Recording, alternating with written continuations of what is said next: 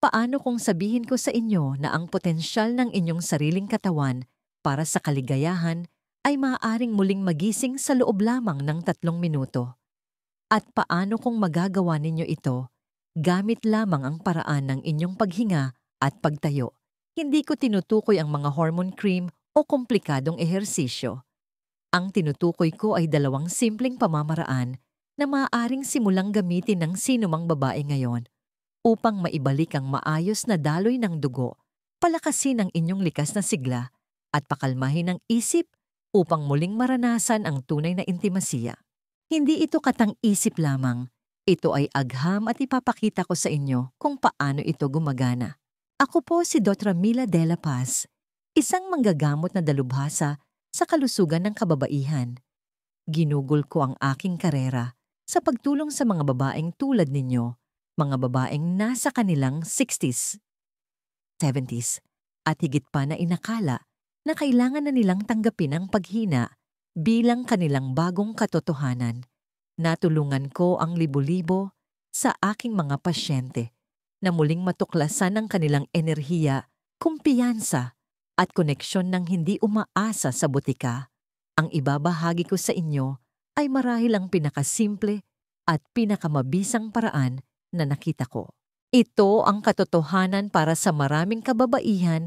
Ang tunay na sanhi ng mababang libido o hirap ay hindi lang dahil sa pagtanda at hindi rin ito tungkol lang sa hormones.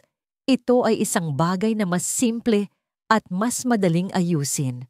Malamang ay sa maling problema kayo nakatuon. Sa susunod na ilang minuto, ituturo ko sa inyo ang 2 makapangyarihan at napatunayan na ng agham na pamamaraan na maaring mapabuti ang kahandaan ng inyong katawan para sa intimasya sa mas maikling panahon kaysa sa pagtimpla ng kape sa natural, ligtas at epektibong paraan.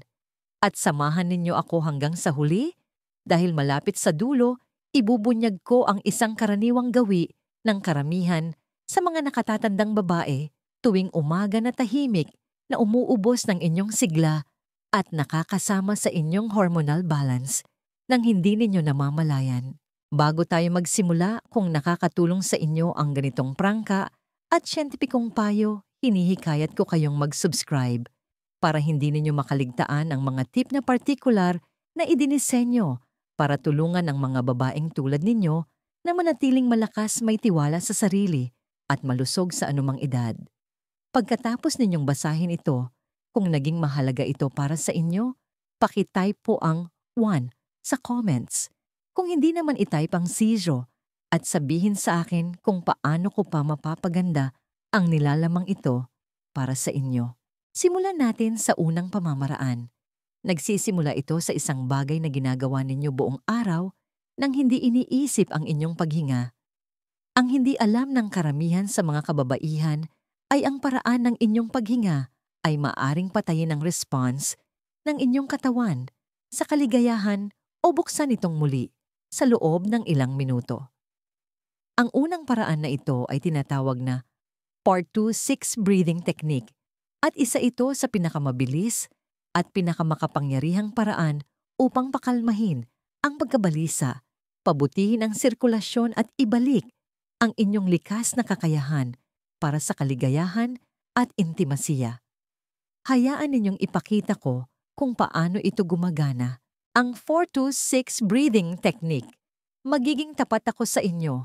Ilang taon na ang nakalipas, mayroon akong pasyente na nasa 70s niya, tawagin natin siyang Aling Brenda. Pumasok siya sa aking opisina sa Maynila na tila ba sumuko na sa buhay. Maayos naman ang resulta ng kanyang lab work at malakas ang kanyang puso, ngunit pagdating sa intimasya, hindi sumusunod ang kanyang katawan. Walang cream o hormone na tila nakakaayos sa pangunahing problema. Siya ay bigo nahihiya at kumbinsido na sumuko na ang kanyang katawan sa kanya. Ngunit pagkatapos ng isang sesyon kung saan itinuro ko sa kanya ang simpleng pamamaraan ng paghinga na ito may nagbago.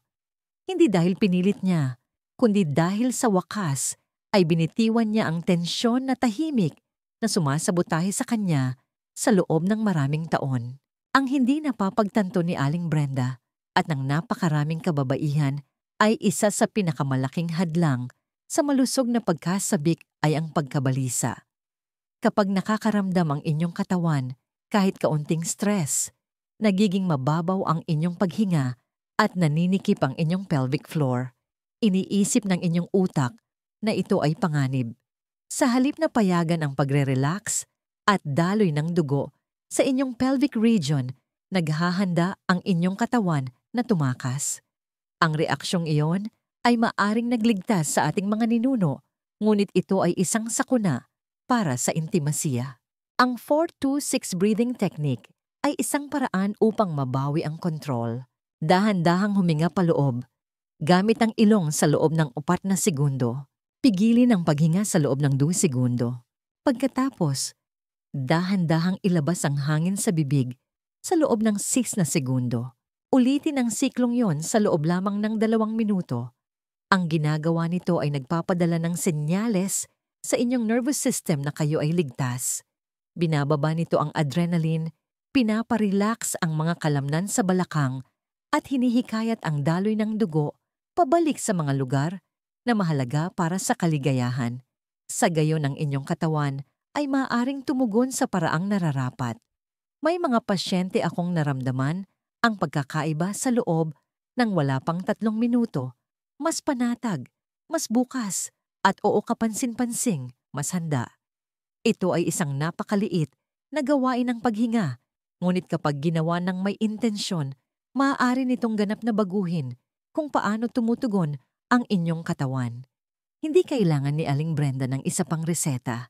Kailangan lang niyang huminga sa tamang paraan. Ngayon, hayaan ninyong ipakita ko sa inyo ang isang bagay na maaaring mas ikagulat ninyo. Paano kung sabihin ko sa inyo na sa simpleng pagbabago ng paraan ng inyong pagtayo, ang inyong postura ay maaaring mapalakas ang mga hormone na konektado sa pagnanasa sa loob ng wala pang 2 minuto? Pag-usapan natin iyan ngayon, ang power pose. Naaalala ko ang pakikipag-usap ko sa isang retiradong nurse na nagngangalang Aling Susan, 72, taong gulang mula sa Cebu. Masigla pa rin siya, ngunit tahimik na dinadala ang bigat ng nawalang kumpiyansa. Sinabi niya sa akin na pakiramdam niya ay hindi na siya napapansin, hindi lamang sa publiko, kundi sa sarili niyang silid-tulugan. Hindi na pareho ang kanyang enerhiya, hindi na siya nakakakonekta sa kanyang asawa, tulad ng dati, at sa kaibuturan niya, natatakot siyang hindi na siya ang babaeng minahal nito. Nag-usap kami sandali, at pagkatapos ay hiniling ko sa kanyang gawin ang isang hindi pangkaraniwang bagay. Sabi ko, Aling Susan, tumayo po kayo. Ilagay ang mga kamay sa inyong baywang ibuka, ang mga paa, nakasinlaki ng balikat, iunat ang dibdib, at itaas ang inyong ulo. Manatili lang po sa ganyang posisyon sa loob ng 2 minuto. Tiningnan niya ako ng may pagtataka, ngunit ginawa niya ito, at may nagbago. Hindi lang sa kanyang tindig kundi sa kanyang ekspresyon. Ngumiti siya pagkatapos ay bahagyang tumawa. Nakita ko ito sa kanyang mga mata, iba na ang kanyang pakiramdam. Mas matangkad, mas malakas, mas siya mismo. Iyan ang kapangyarihan ng postura. Hindi lang ito tungkol sa kung ano ang itsura ninyo. Ito ay tungkol sa kung paano nakikipag-usap ang inyong katawan sa inyong utak. Kapag tumatayo kayo na parang isang babaeng puno ng kumpiyansa, nagsisimulang maniwala ang inyong katawan dito. Ipinakita ng pananaliksik mula sa mga nangungunang unibersidad na ang pagtayo sa isang may kumpiyansa at malawak na posisyon tulad nito sa loob lamang ng 2 minuto ay maaaring magpataas ng inyong testosterone levels na mahalaga para sa libido ng babae at magpababa ng cortisol, ang pangunahing stress hormone na madalas humahadlang sa inyong likas na pagnanasa. Simpleng pisyolohiya lang ito, umaayos ang inyong katawan, tumutugon ang inyong mga hormone at sumusunod ang inyong isip. Alam kong parang napakadali, ngunit nakita ko na itong gumana ng napakaraming beses para balewalain. Nang gawin itong ugali ni Aling Susan tuwing umaga at bago ang mga sandali ng intimasya, bumalik ang kanyang enerhiya. Bumalik ang kanyang kumpiyansa, Hindi dahil sa isang cream or supplement, kundi dahil sinimulan niyang dalhin ang kanyang sarili na parang naniniwala siyang karapat-dapat siyang maging buo muli. At heto pa ang mas nagpapalakas dito kapag pinagsama ninyo ang pagbabago ng postura sa tamang uri ng paghinga, ang pamamaraan na katututunan ninyo lang, ang mga resulta ay nagiging doble.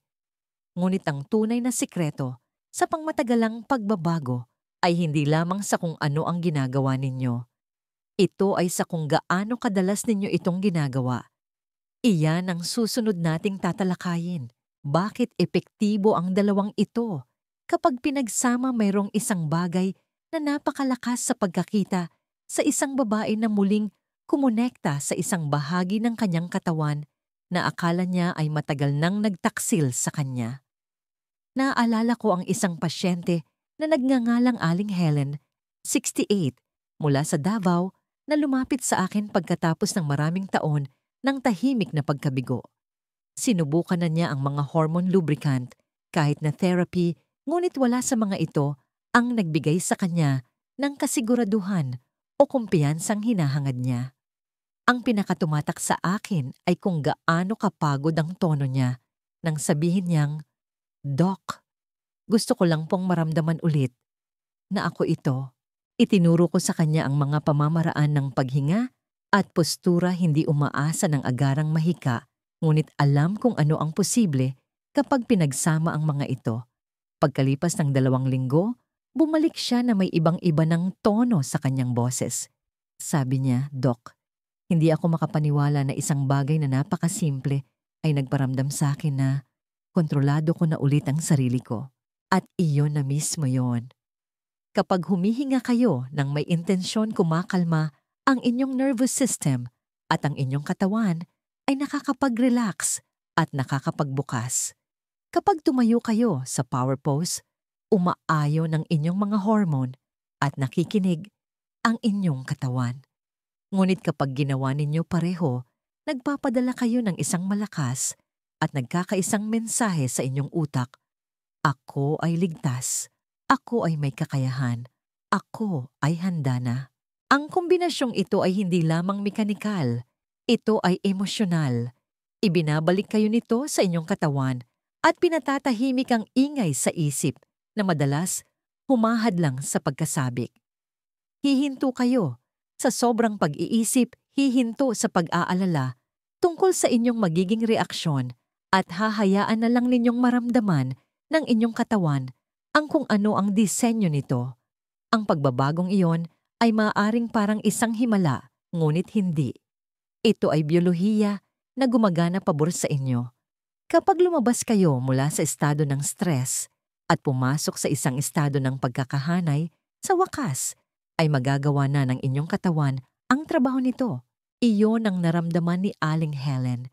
Iyon ang nararamdaman ng napakarami sa aking mga pasyente kapag ginawa nila itong pang-araw-araw na gawain, hindi lang isang huling minutong solusyon. Ngunit narito ang susi na hindi napapansin ng karamihan. Sa mga kababaihan, hindi ito isang beses na trick. Ito ay isang ugali. At kapag ginawa ninyo itong araw-araw, may nagbabago hindi lang sa inyong katawan, kundi sa inyong pagkakakilanlan. Kaya pag-usapan natin ngayon kung ano ang mangyayari kapag ginawa ninyong bahagi ng inyong routine ang dalawang pamamaraang ito. Ang mga resulta ay higit pa sa loob ng silid tulugan. Ang susi ay ang pag-uulit. May isang babae na nagsabi sa akin, "Doc, ginawa ko po yung paghinga at pagtayo gaya ng sabi ninyo at gumana nga. Pero pagkatapos ay itinigil ko at bigla na lang nawala ulit ang lahat." Ang pangalan niya ay Aling Margaret, 74. Isang mapagmalaki at determinadong retiradong prinsipal mula sa Baguio na naniniwala sa disiplina. Gayunpaman, tulad ng maraming babae, umasa siya sa isang mabilis na lunas.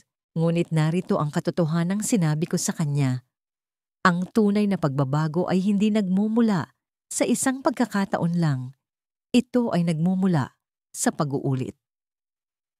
At nang maunawaan niyo ni Aling Margaret, nagbago ang lahat. Kita ninyo ang katawan ng tao ay binuo sa mga pattern. Kung ano ang inuulit natin ay nagiging kung sino tayo.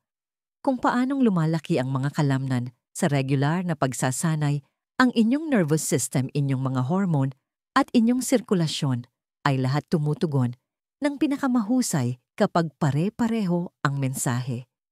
Ang pamamaraan ng paghinga ay nagpapakalma sa inyong isip at hinahayaan ang inyong katawan na maging handa. Ang power pose ay nagsasabi sa inyong utak na kayo ay may kumpiyansa. Ngunit kung gagamitin ninyo lamang ito, kapag may problema nawawala ang tunay na kapangyarihan nito.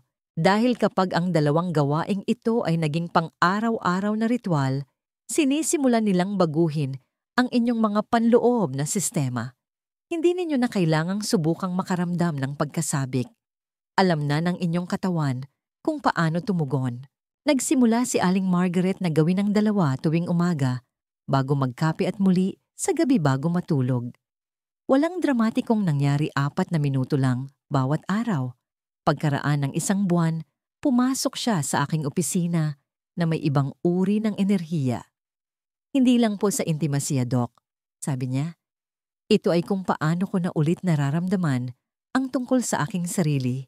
Iyan ang pagkakaibang nagagawa ng pagiging pare-pareho. Hindi ito tungkol sa pagiging perpekto, ito ay tungkol sa presensya. Habang mas madalas ninyong binibigyan ng pansin ang inyong katawan, mas lalo rin itong tutugon sa inyo. Ang kumpiyansa ay hindi nabubuo sa sandaling pinakakailangan ninyo ito. Ito ay nabubuo sa mga tahimik na minutong ipinupuhunan ninyo kapag walang nanonood. At ang susunod na mangyayari ay mas kawili-wili dahil kapag sinimulan ninyong gawin ang mga pamamaraang ito, araw-araw mapapansin ninyo ang maliliit na gawi sa inyong buhay na tahimik na kumakalaban sa inyo. May isa sa partikular na lagi kong nakikita, isang bagay na ginagawa ng karamihan sa mga nakatatandang babae tuwing umaga nang hindi namamalayan na nakakasira ito sa kanilang hormonal balance at umuubos ng kanilang enerhiya bago pa man magsimula ang araw. Pag-usapan natin iyan ngayon, ang karaniwang pagkakamali ng kababaihan at bakit dapat itigil. May isang bagay akong paulit-ulit na nakikita na dumudurog sa aking puso hindi dahil sa nabibigo ang mga kababaihan, kundi dahil sila ay naliligaw ng landas. Naaalala ko ang pag-upo kasama ang isang pasyente na nagngangalang Aling Diane 69, isang retiradong libraryan. Mayroon siyang maalalahanin at banayad na presensya, ngunit nagsalita siya ng may tahimik na pagkabigo. Doc, sabi niya, ginagawa ko naman po lahat ng sinasabi sa akin. Mayroon akong hormonal cream, gumagamit ako ng lubricants, sinubukan ko pa ang low dose na antidepressant. Pero hindi pa rin tama ang pakiramdam ko. Hindi na ako ang dating ako. Nang tanungin ko siya tungkol sa kanyang pang-araw-araw na gawain, may napansin ako kaagad. Siya ay lubos na umaasa sa mga panlabas na tulong, walang paghinga, walang postura, walang mga kasanayang nakabatay sa katawan, mga cream at pag-asa lang.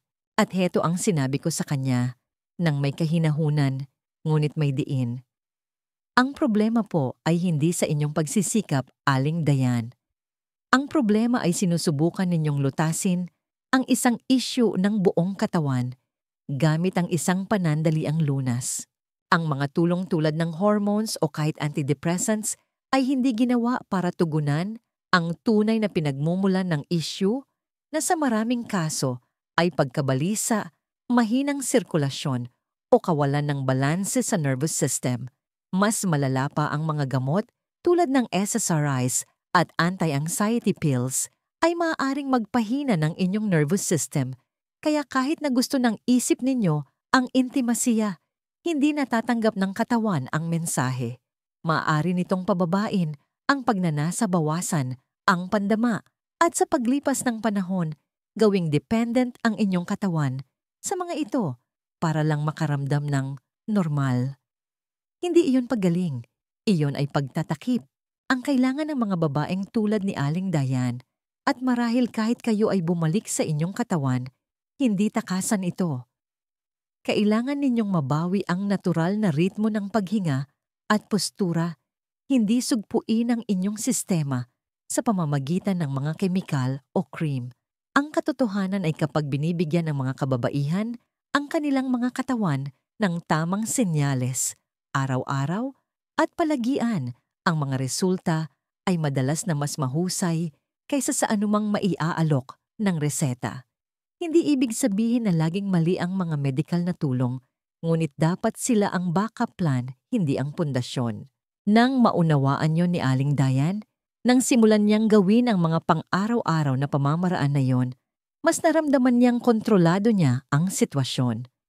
May sinabi siya sa akin na hinding-hindi ko malilimutan. Sa wakas pakiramdam ko akin na ulit ang katawan ko. Ngunit may isa pa kayong kailangang malaman, isang bagay na ikinagugulat ng karamihan sa mga nakatatandang babae. Ito ay isang nag-iisang gawi na halos lahat ay ginagawa tuwing umaga nang hindi nag-iisip, ngunit tahimik nitong sinisira ang inyong hormonal balance at pinapataas ang inyong stress bago pa man magsimula ang inyong araw. Hayaan ninyong ipakita ko kung ano ito at kung ano ang dapat gawin sa halip. Bonus ang nakatagong gawi sa umaga na umuubos ng iyong sigla. Mayroong isang maliit na gawi na nakikita ko sa halos bawat babaeng nakakatrabaho ko, isang bagay na napakakaraniwan na bihirang kwestiyonin. Ngunit tahimik nitong inuubos ang inyong enerhiya, pinapataas ang inyong stress levels, at sinisira ang inyong mga hormone bago pa man magsimula ang inyong araw. Naaalala ko ang isang pag-uusap namin ni Aling Carol, isang 66 taong gulang na retiradong guro mula sa Laguna, na may tahimik na pagkamapagpatawa at malalim na pagmamahal sa kanyang hardin. Bigo siya sa kanyang kakulangan ng enerhiya sa umaga at pangkalahatang patag na kalooban. Dok, sabi niya sa akin, gumigising ako tinitingnan ng cellphone ko tulad ng lahat umiinom ng kape at ginagawa ang aking araw. Pero pagod na ako bago pa man magtanghali. Ang pariralang iyon ay tumatak sa akin. Pagod na ako bago pa man magtanghali. Kaya tinanong ko siya ng isang tanong, ano po ang unang bagay na nakikita ninyo pagmulat ng inyong mga mata?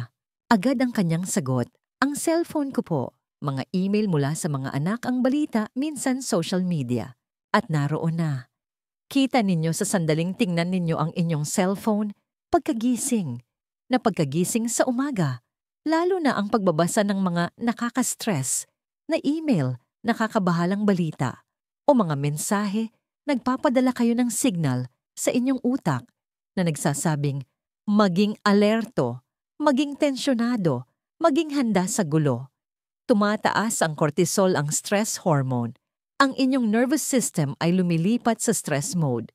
At kapag tumaas ang cortisol, sinisira nito ang masilang balanse ng inyong iba pang mga hormone, kabilang ang estrogen at testosterone. Ganun lang kasimple. Sa paglipas ng panahon, ang palagiang pagtaas ng digital stress sa umaga ay binabago ang inyong sistema, pinupurol ang inyong sigla at iniiwan kayong mas balisa, hindi gaanong konektado at pisikal na naubos. Sinabi ko kay Aling Carol na subukan ang isang bagay na iba sa loob lamang ng isang linggo. Walang cellphone sa unang 30 minuto ng kanyang araw. Sa halip hiniling ko sa kanyang bumangon, sa kama uminom ng isang basong tubig, tumayo sa power pose, at sundan ito ng 2 minutong 4 to 6 breathing. Iyon lang, ganoon kaliit na pagbabago. Pagkaraan ng isang linggo, bumalik siya nang may ngiti at sinabing, kakaiba po. Mas gising ako, mas kalmado at mas parang ako. Hindi na ako tinatakbo ng aking mga umaga. Iyan ang pagkakaibang magagawa ng isang gawi. Ang inyong katawan ay umuunlad sa ritmo at intensyon. Kapag sinimulan ninyo ang inyong araw na panatag, sa halip na sobrang stimulated lahat, mula sa inyong mga hormone hanggang sa inyong kumpiyansa, ay nagsisimulang magbago. Ngayon, pagsama-samahin natin ang lahat, dahil ang pag-aaral sa mga pamamaraang ito ay simula pa lamang. Ang tunay na pagbabago ay nangyayari kapag naging bahagi na ito ng kung sino kayo. Hayaan ninyong ipakita ko kung paano bumuo ng isang pang-araw-araw na plano ng pagkilos na talagang tumatagal, pangwakas na kaisipan, at inyong plano ng pagkilos. Habang papalapit tayo sa dulo ng ating pag-uusap, gusto kong makipag-usap sa inyo bilang kapwa babae, hindi lang bilang isang doktora, kundi bilang isang taong nakasama ang libu-libong kababaihan na naramdaman ang nararamdaman ninyo ngayon, bigo hindi sigurado, at marahil ay hindi na konektado sa babaeng dati nilang kilala. Kung walang ibang mananatili sa inyo mula sa aking ibinahagi ngayon, naway ito ang maiwan. Hindi po kayo sira at hindi pa huli ang lahat. Ang inyong katawan ay may kakayahan pa rin, ang inyong isip ay malakas pa rin, at sa ilang minuto lamang, bawat araw maaari ninyong simulang bawiin ang mga bahagi ng inyong sarili na akala ninyo ay nawala na magpakailanman. Ang kislap na yon, ang kumpiyansang yon, ang tahimik na sensualidad na yon, hindi ito kailanman umalis sa inyo. Ito ay natabunan lamang sa ilalim ng mga patong ng stress, masamang gawi at maling paniniwala tungkol sa pagtanda. Narito ang aral sa buhay na nais kong iwan sa inyo. Ang tunay na lakas ay hindi matatagpuan sa malalaki at kabayanihang pagsisikap. Ito ay nasa maliliit at tuloy-tuloy na mga pagpiling ginagawa ninyo araw-araw. Hindi ninyo kailangang baguhin ang inyong buhay. Hindi ninyo kailangan ng isang cabinet na puno ng mga cream o isang listahan ng mga komplikadong gawain. Ang kailangan ninyo ay pagiging pare-pareho. Ilang minuto ng sinasadyang paghinga, isang pagbabago sa kung paano ninyo dinadala ang inyong sarili. Isang desisyon na huwag hayaang idikta ng isang screen kung paano magsisimula ang inyong araw. Ang mga simpleng gawaing ito, kapag ginawa araw-araw, ay maaaring lumikha ng malalim na pagbabago sa inyong mga hormone, sirkulasyon, kalooban, at kakayahang kumonekta hindi lamang sa pisikal, kundi sa emosyonal na paraan, sa inyong kapareha, sa inyong layunin, at sa inyong sarili. Kung wala na kayong ibang gagawin, hinihikayat ko kayong italaga ang sarili sa simpleng 4 na minutong pang-araw-araw na gawin na ito. Simulan ang inyong araw sa power pose. Sa loob ng 2 minuto, tumayo ng tuwid mga kamay sa baywang bukas, ang dibdib, at huminga ng buo. Sundan ito kaagad ng Atodui 6 breathing. Huminga paloob sa loob ng 4 na segundo. Pigilin sa loob ng 2, ilabas sa loob ng 6. Gawin ito sa loob lamang ng 2 minuto. Iyon lang. 4 na minuto, bawat araw na maaaring humubog sa inyong buong araw at sa paglipas ng panahon ay magbago ng inyong buhay. Nakita ko na ang mga babae sa kanilang 80s na bumalik ang pagnanasa sa kanilang mga relasyon. Nakita ko na ang mga tahimik na pagsasama na muling nabuhay. Nakita ko na ang mga babaeng sinabihan na ang kanilang pinakamahuhusay na taon ay tapos na ay naging mas masigla at presente kaysa noong sila ay 40. At nagsimula ang lahat sa mga simpleng pagpili na ginawa ng tuloy-tuloy. Kaya narito ang aking paanyaya sa inyo. Huwag lamang basahin ang artikulong ito isabuhay ito. Subukan ninyo ito sa loob ng 1 linggo. 1 linggo lang po. Bigyan ng inyong katawan ng pagkakataong maalala ang alam na nito.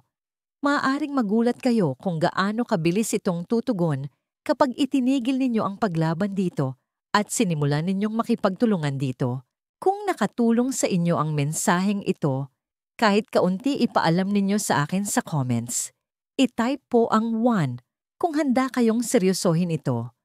Kung hindi kayo nakakonekta dito, i-type ang 0 at sabihin sa akin kung ano ang kailangan ninyo. Nandito lang ako nakikinig. Ang susunod ninyong kabanata ay hindi kailangang tungkol sa paghina. Maaari itong tungkol sa muling pagkabuhay at nagsisimula ito ngayon sa inyo. Kung nakaantig sa inyo ang mensaheng ito, kung kahit isang bahagi nito ay nagparamdam sa inyo na kayo ay nakikita o may pag-asa, magpapasalamat ako kung ibabahagi ninyo ito sa isang kaibigan, kapatid, o sino mang maaaring kailangang marinig ang mga salitang ito ngayon. Ang inyong mga komento at pagbabahagi ay higit pa sa inyong inaakala.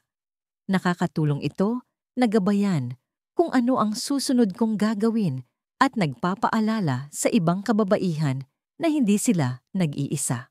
At kung nais ninyong suportahan ang gawaing ito at tulungan akong magpatuloy sa pagbabahagi ng tunay at praktikal na payo para sa mga babaeng tulad ninyo, mangyaring isaalang-alang ang pag-subscribe. Maraming salamat sa inyong pagbisita.